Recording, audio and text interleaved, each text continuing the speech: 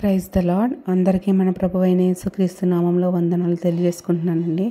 ఈరోజు వాక్యం యోహాను గ్రంథం 15వ అధ్యాయం 4-5 వచనాలు చూసుకుంటే, నా యందు నిలిచియుండుడి, మీ యందు నేను నిలిచియుందును. తీగ ద్రాక్షావల్లిలో నిలిచియుంటేనే కానీ తనంతట తానే ఎలాగ ఫలింపదో, అలాగే నా యందు నిలిచియుంటేనే కానీ మీరును ఫలింపరు. ద్రాక్షావల్లిని నేను, తీగలు మీరు. ఎవడు నా యందు నిలిచియుండునో, నేను ఎవని యందు నిలిచియుందునో వాడు బహుగా ఫలించును. ఆమెన్. ఈ వాక్యం తీసుకున్నట్లయితే నా యందు నిలిచియుండుడి అని ప్రభు పలికిన మాటల్లో అర్థం మనం చూడాలి. మనం ప్రభువుతో అంటుకట్టబడి ఉండాలి, ఆయనతో సహవాసం కలిగి సన్నిహితంగా జీవించాలని ఈ మాటల ద్వారా మనకు బోధిస్తున్నారు యేసయ్య. మన ఆత్మలు నిరంతరం ఆయన ప్రేమ ఒడిలో నిద్రించాలని ఈ మాటలు మనకు జ్ఞాపకం చేస్తున్నాయన్నమాట. క్రీస్తు యందు నిలిచి ఉండటం అంటే క్రీస్తుతో నడవాలి. క్రీస్తు యందు నిలిచి ఉండటం అంటే క్రీస్తు గుణలక్షణాలను ఈ లోకానికి ప్రదర్శించాలన్నమాట. మనం క్రీస్తులో నిలిచినప్పుడు మనం విస్తారమైన ఫలాలను ఫలిస్తాం.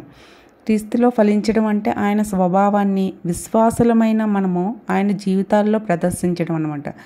మనము క్రీస్తులో ఫలించినప్పుడు తండ్రి అయిన దేవుని హృదయాన్ని సంతోషపరుస్తాం అన్నమాట. ఈ లోకంలో క్రీస్తుకు సాక్షులుగా నిలుస్తాం.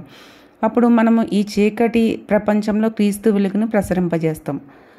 మనము క్రీస్తు సారూప్యాన్ని ప్రదర్శించే దివ్వెలుగా ప్రకాశిస్తాం అన్నమాట. మనం చేసే ప్రయత్నాల వల్ల ఆయన స్వభావాన్ని కానీ ఆయన సారూప్యాన్ని కానీ మనం ప్రదర్శించలేం. అయితే మనము ఆయన సహచర్యంలో సహవాసంలో జీవించినప్పుడు మనము ఆయనతో ప్రభావితం చేయబడి మనం మెల్లమెల్లగా ఆయన సారూప్యంలోకి మార్చబడతాం.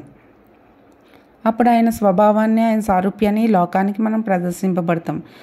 మనకు ఎంతైనా జ్ఞానం ఉండొచ్చు, మనం ఎన్నైనా కృపావరములు ఉండొచ్చు, అయితే క్రీస్తు లేకుండా మనం ఏమీ చేయలేం. జ్ఞానము కానీ కృపావరములు కానీ ఆసక్తి కానీ క్రీస్తు శక్తిని మనకి ఇవ్వలేవు.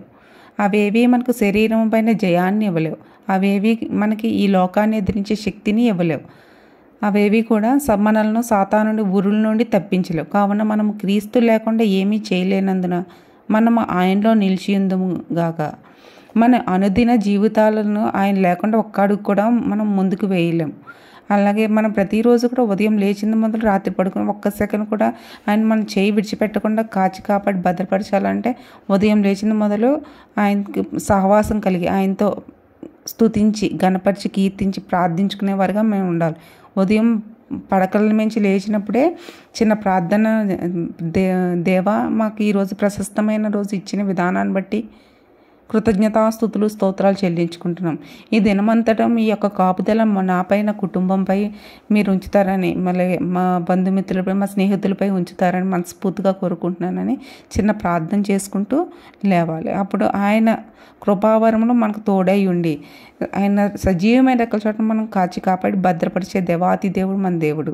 కాబట్టి ఆయన యందు మనం నిలిచి ఉండాలి. ప్రతి నిమిషం కూడా వాక్యానుసారం జీవించాలి. ఆత్మకు ఆహారంగా వాక్యాన్ని విని గ్రహించుకోవాలి. వాక్యం విని వదిలేయకుండా మనసుకి మనసులో పెట్టుకుని ప్రేరేపించుకోవాలన్నమాట.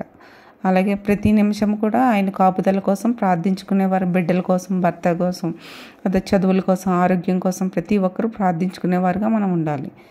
ఈ చిన్న వాక్యం దేవుని దీవించును గాక. ఆమేన్.